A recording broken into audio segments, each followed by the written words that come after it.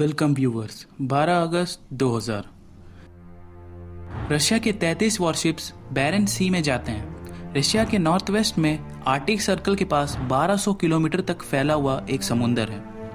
वहाँ 33 वॉरशिप्स अपने military training करने के लिए जाते हैं। इस तरीके की ट्रेनिंग में वो अपने ही जहाज को दुश्मन के जहाज की तरह डिज़ाइन करके उसमें बॉम्ब डालते हैं। लेकिन इसमें बस एक चेंजेस है, वॉर के टाइम रियल बॉम्ब्स को यूज़ किया जाता है, लेकिन ट्रेनिंग के टाइम फेक बॉम्ब्स को यूज़ करते हैं। ओरिजिनल बॉम्ब्स की तरह लॉन्च तो होते हैं, लेकिन अपने टारगेट को हिट करने के बाद वो फटता नहीं।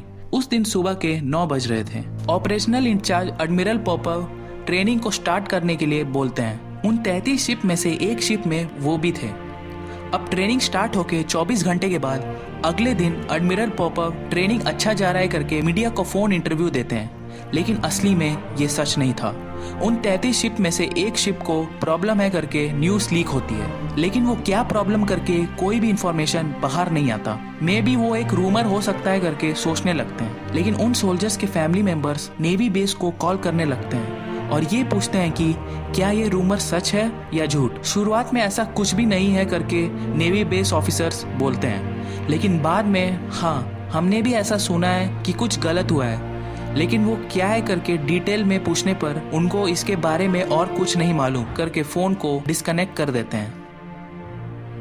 तुरंत फैमिली मेंबर्स मीडिया के पास जाते हैं। मीडिया तुरंत इस बात को एडमिरल पोपव के पास ले जाते हैं। क्या सर, ऐसा एक न्यूज़ हम लोग सुने हैं, क्या है सच है करके पूछते हैं, लेकिन एडमिरल पोपव उनके बात का रिप्लाई नहीं देते और उनको इग्नोर कर देते हैं। सो फैमिली मेंबर्स ये सोचने लगते हैं कि एडमिरल पोपव अभी भी वही हैं, ट्रेनिंग अभी तक चल ही रहा होगा। सपोज ऐसा कुछ गलत हुआ होगा तो पक्का ये रिएक्ट किए होंगे। सो ये एक रूमर ही होगा करके अपने आप को तसल्ली दे देते हैं। सो उसके बाद फैमिली मेंबर्स कोई भी क्वेश्चन नहीं करते, मीडिया भी कुछ नहीं पूछती, क्या कोई नया न्यूज़ आएगा करके वेट करने लगते हैं। अब ट्रेनिंग शुरू होके करेक्टली 48 घंटे हो चुके थे। रशियन गवर्नमेंट मीडिया को एक न्यूज़ देते हैं।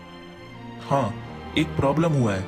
कर्स को एक टेक्निकल प्रॉब्लम हुआ है जो इन 33 सबमरीन वॉरशिप में से एक था। सो उसकी वजह से वो समुंदर के नीचे चले गए, लेकिन डरने की कोई बात नहीं है। हम लोग उनके सारे जरूरतों को पूरा कर रहे हैं और हम लोग उनसे कांटेक्ट में ही हैं। उनके लिए पावर और एयर हम लोग प्रोवाइड कर ही रहे हैं। जल्दी से जल्दी सब कुछ सही हो जाएगा, ऐसा करके रशियन गवर्नमेंट बोलते हैं।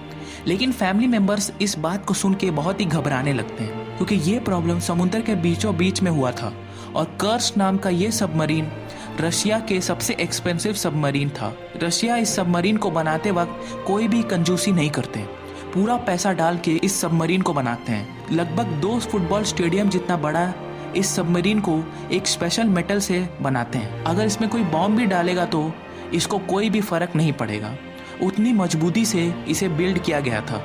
उसी तरह सबमरीन के अंदर भी एडवांस टेक्नोलॉजी था।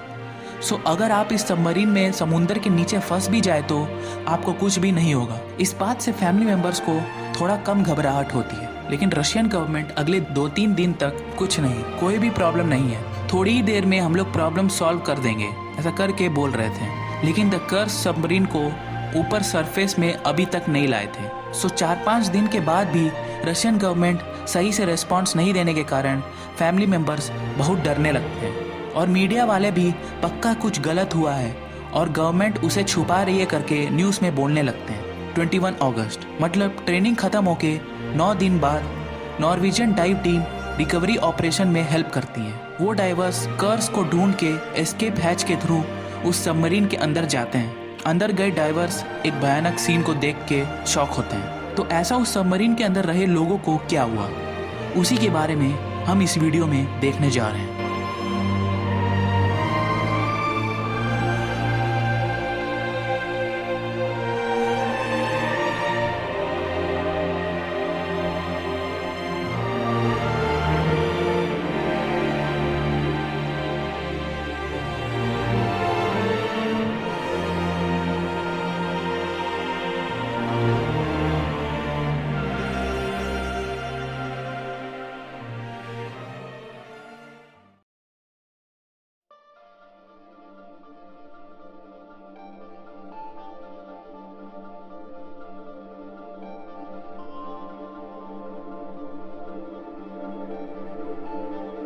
ये कर्स सबमरीन 9 कंपार्टमेंट्स में डिवाइडेड है। फर्स्ट कंपार्टमेंट उस सबमरीन के फ्रंट साइड में है और 9वां कंपार्टमेंट सबमरीन के एंड में है। डिमिट्री कोलेंसिकोव जो उस सबमरीन के 9th कंपार्टमेंट में थे, उनके वजह से ही पता चला कि उस सबमरीन में क्या हुआ। डिमिट्री का पूरा परिवार सबमरीन में ही काम किए थे। उनके पापा, दादाजी सब लोग सबमरीन में ही काम किए थे। सो ये भी उनके तरह वही सेम जॉब करते हैं। ये ट्रेनिंग होने के 4 महीने पहले ही ओल्गा नाम की एक स्कूल टीचर से शादी किए थे। शादी करने के बाद सबसे पहले अपने वाइफ को कर्स सबमरीन दिखाने के लिए ले जाते हैं। उनके वाइफ अपने साथ कैमरा को भी लेके आई थी और वो सब चीज को अपने वीडियो कैमरा में रिकॉर्ड करती हैं। और उस वीडियो में डिमिट्री बहुत ही खुश नजर आ रहे थे। अगस्त 12, 2000 उस दिन डिमिट्री के साथ कर्स सबमरीन में काम किए टोटल 117 लोग ट्रेनिंग करने के लिए बैरेंट्स सी में आए थे। वो 117 लोग उस सबमरीन में अपने अपने कंपार्टमेंट्स में काम कर रहे थे। टाइम तब करेक्टली 11:27 हो रहे थे। अब कर्स के कैप्टन एडमिरल पॉपव को रेडियो के थ्रू कांटेक्ट करते हैं और ये बोलते हैं कि सर, अब हम लोग 2 डमी बॉम्ब्स को लॉन्च करने जा रहे हैं और उसके लिए हमें आपकी परमिशन चाहिए। परमिशन मिलने के बाद कर्स सबमरीन के फर्स्ट कंपार्टमेंट में काम कर रहे लोग बॉम्ब्स को लॉन्च करते हैं और वही ओरिजिनल बॉम्ब्स और डमी बॉम्ब्स रखे गए थे। वैसे डमी बॉम्ब्स को लोड करते उसी टाइम डिमिट्री 7वें कंपार्टमेंट में थे। वही इंजन के पार्ट्स थे और बाकी वर्कर्स के साथ वो वहां काम कर रहे थे। तभी उनको एक बहुत तेज आवाज सुनाई देती है, जैसा कि वो सबमरीन किसी से भिड़ गया हो। लेकिन उस टाइम 7वें कंपार्टमेंट में काम कर रहे डिमिट्री और बाकी वर्कर्स को ये नहीं पता था कि फर्स्ट कंपार्टमेंट में एक ओरिजिनल बॉम्ब मैल फंक्शन होके ब्लास्ट हो गया है। लेकिन कर्स सबमरीन का बिल्ड स्ट्रांग होने की वजह से, उसका एक्सटीरियर मजबूत होने की वजह से सिर्फ पहले कंपार्टमेंट में आग लगती है, लेकिन तब भी वो डूबा नहीं था। इसी टाइम एक्सप्लोशन के कारण 7वें कंपार्टमेंट में नीचे गिरे डिमिट्री वापस खड़े होते हैं। सब लोग कंफ्यूज हो जाते हैं और इमरजेंसी अलार्म बजने लगती है। सब लोग क्या हुआ करके एक दूसरे से बात करने लगते हैं। अब डिमिट्री इंचार्ज लेते हैं और सब लोग को इमरजेंसी प्रोटोकॉल फॉलो करने के लिए कहते हैं।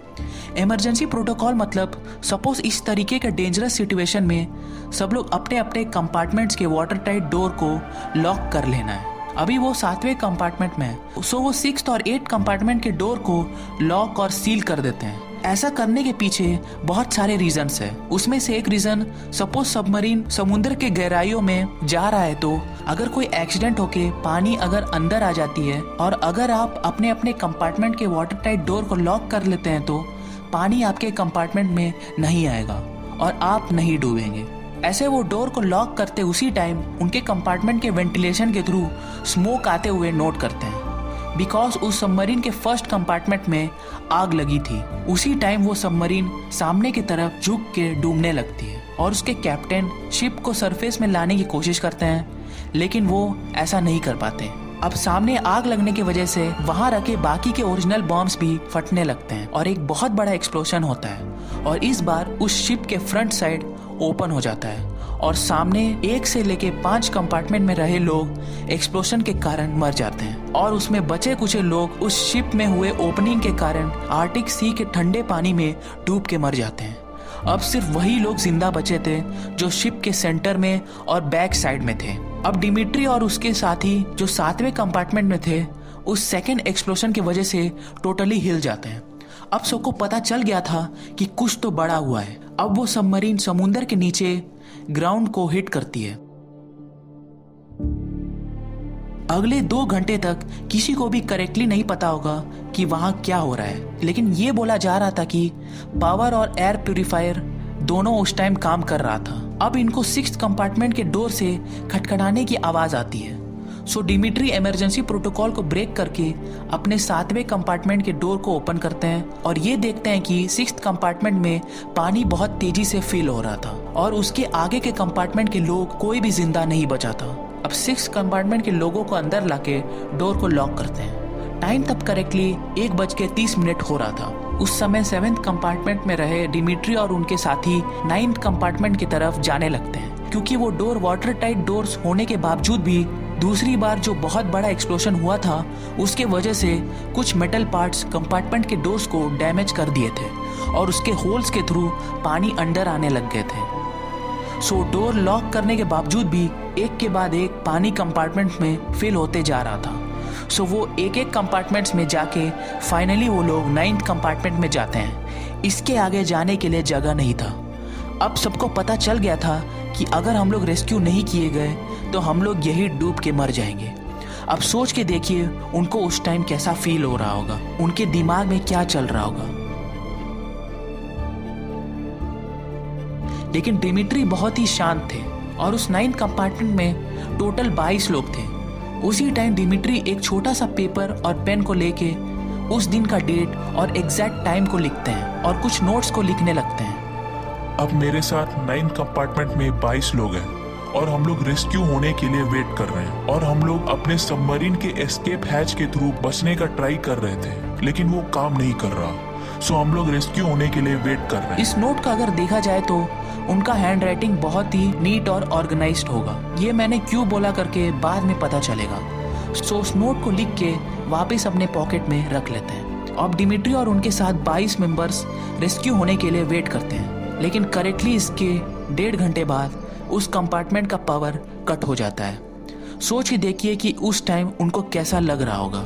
22 लोग समुद्र के नीचे डूब रहे सबमरीन के 9th कंपार्टमेंट में हैं और पानी भी उसमें धीरे धीरे फिल हो रही है। ऊपर से पावर भी कट हो गया और उनको कुछ भी नहीं दिखाई दे रहा, एकदम पिच ब्लैक हो जाता है।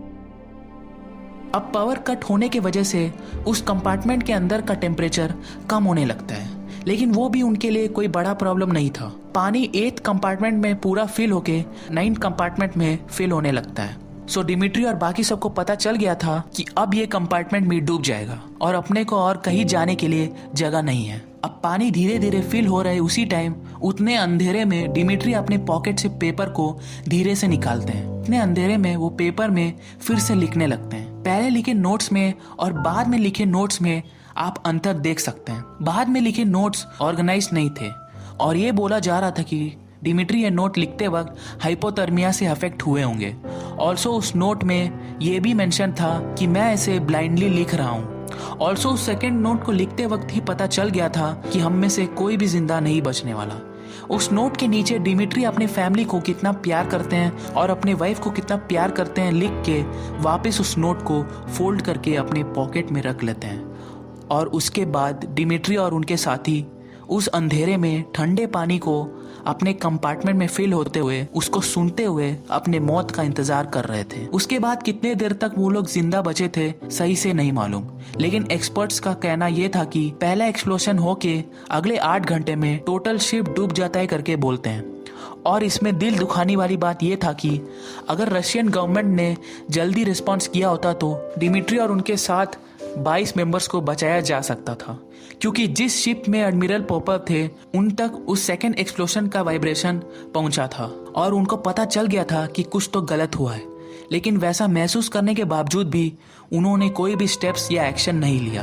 कर्क सबमरीन का रेडियो कांटेक्ट कट होने के बावजूद भी कुछ टेक्निकल खराबी हो गया होगा, जल्दी ही वापस कांटेक्ट में आ जाएंगे करके सोचने लग जाते हैं। और उस टाइम वो लोग बहुत ही केयरलेस थे, लेकिन टाइम जाते जाते पता चल गया कि कुछ तो बड़ा हुआ है। उसके बाद वो रेस्क्यू शिप को भेज के कर्स के एस्केप हैच में अटैच करने का भी ट्राई किए थे, लेकिन वो सही से अटैच नहीं हुआ था। और अगले 9 दिन तक नॉर्वेजियन डाइव टीम वहां जाके कर्स के एस्केप हैच को तोड़ के अंदर जाते हैं और उसके अंदर सारे मेंबर्स के डेड बॉडीज को देखते हैं। उनमें से एक थे डिमिट्री, और तभी उनके पॉकेट से इन नोट्स को पाते हैं और यही है समुद्र से निकाला गया वो फेमस कर्स सबमरीन।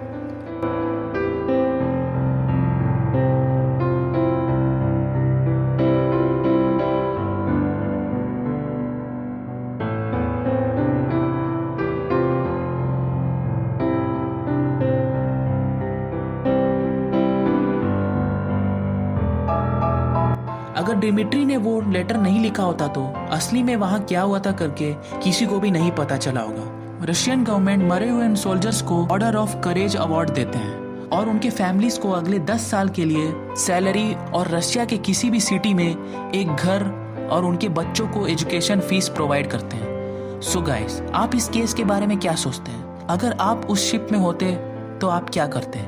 नीचे जरूर कमेंट करके बताइएगा। मिलते हैं आपसे अगले वीडियो में। तब तक के लिए टेक केयर, बाय।